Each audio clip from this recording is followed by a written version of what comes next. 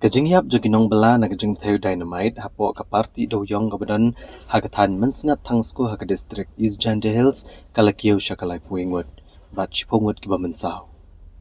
Laban pagamaho niya bagani kajing ja kalaja kasantarik urampang arajar arpun riyaw ban nadu gani kasingi kipulit rengkat baga National Disaster Response Force, State Disaster Response Force bat kiwe-kiwe kikinhon kalapilong ya kajing wat kibriyaw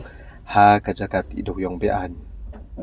Meghalaya State Disaster Management Authority kalapentip bahado kakadwe trek urampang arajar arpun riyaw kladon live wingot kibla klad no bat chpungot kiba mensau hagane kajingja.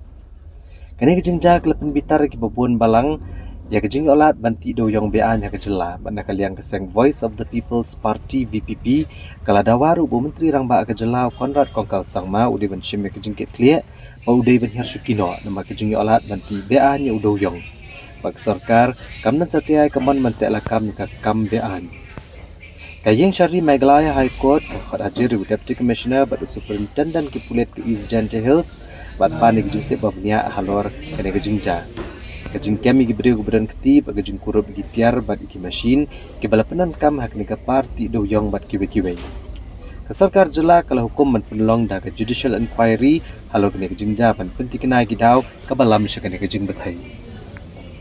Right now, we have already arrested 2, and now we are ngatai dengan dia begin batalot kita baru kamlong naman mata ki police jogi kilong on the job ban find out nabar lemba jogi ne ki bala sakem ru kinang ya find out kumno dot no ki ek bin bol nang tamano manusu ya kata ngana melaban batai ya menta te ailat yang nakaliap ka police department ba kin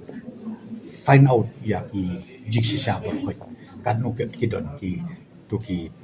minors leni ki no ki ba involved ba kin ka illegal mining.